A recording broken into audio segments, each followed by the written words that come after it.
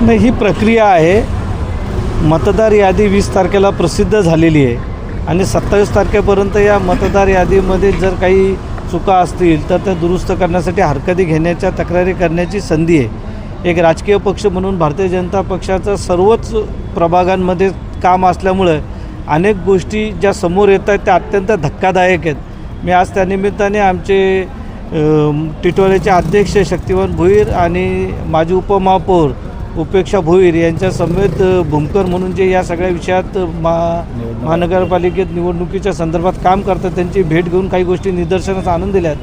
परंतु निश्चितपणे याच्यामध्ये अशी स्थिती दिसते की जी प्रभागाची सीमा आहे त्या प्रभागाच्या सीमेच्या आतमध्ये असणारी अनेक नावं गाठ्यांनी म्हणजे सोसायट्या या त्या भागातून काढून त्या बाँड्रीच्याही खूप अंतर बाहेर किंवा दुसऱ्या प्रभागामध्ये टाकलेल्या आहेत.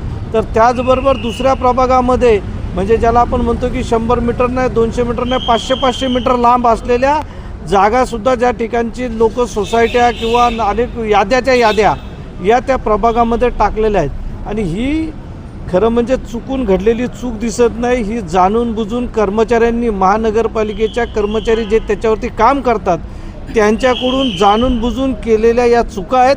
यामध्ये मॅन्युप्युलेशन आहे. आम्ही आज भूमकर साहेबांना ही विनंती केलेली आहे का ज्या चुका झालेल्या आहेत त्या सगळ्या चुका तुम्ही इंडिव्हिज्युअल हरकती म्हणताय, पण इंडिव्हिज्युअल हरकती 15-15 हजार नावांवरती इंडिव्हिज्युअल हरकती कशा घेणार? तुम्ही गठ्ठ्याने चुका केल्यात आणि त्याला इंडिव्हिज्युअल पुरावे मागणार तर ते जमणार नाही. तुम्ही ज्या चुका केल्यात त्या तुम्ही दुरुस्त करा. आम्ही तुम्हाला आमच्या पद्धतीने ज्या काही तक्रारी आहेत त्या तक्रारी देण्याचा प्रयत्न करू.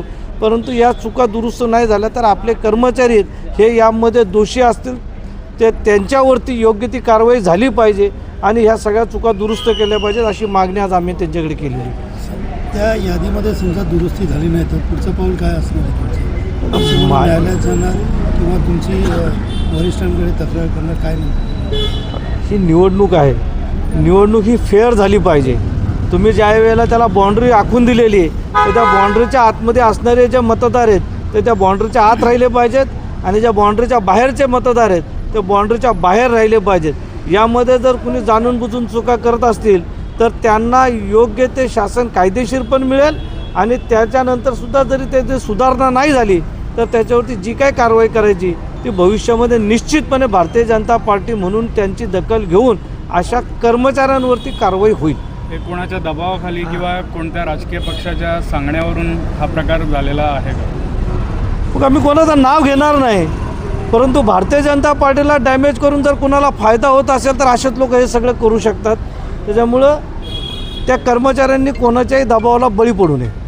आम्ही भारतीय जनता पार्टीचे सर्वच कार्यकर्ते आणि आमचे या कल्याण डोंबिवली महापालिकेचे निवडणूक प्रमुख नाना सूर्यवंशी यांच्या समवेत आज निवडणूक आयोग, उपायुक्त यांची भेट घेऊन आज जो पॅनल क्रमांक 3 टिटवाळा याच्यामध्ये जो 15-16 हजार मतांचा जो काही घोळ झालेला आहे आणि वॉर्ड क्रमांक 9 हा म्हणजे जुना याच्यामध्ये ठेशन परिसर, टिटवाळा ठेशन हा कुठल्या बाँड्रीवर नसताना इथले सर्वच याद्या या पॅनल क्रमांक 4 मोना अटालीमध्ये टाकल्या गेल्यात.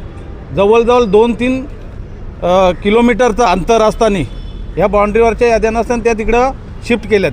याची आज आम्ही याची शहानिशा करण्यासाठी आणि उपायुक्त यांची भेट घेऊन त्यांच्या हे निदर्शनास आणून दिलेल्या आहेत. भविष्यात या याद्या ज्या त्या वॉर्डात होत्या त्याच या वॉर्डात राहाव्या याच्यासाठी आम्ही विनंती केली. आणि निवडणूक आयोग जो आहे तो विधानसभाच्या ज्या याद्यात याच्यावरती काम करतो आहे तर त्या याद्या मागच्या इलेक्शनला, विधानसभेच्या इलेक्शनला वॉर्ड क्रमांक 9 म्हणजे टिटवाळ्यातच होत्या, त्या आता त्यांनी मोण्यामध्ये टाकलेल्या आहेत. त्याची आम्ही आता हरकती आणि सूचना त्यांना दिलेल्या आहेत.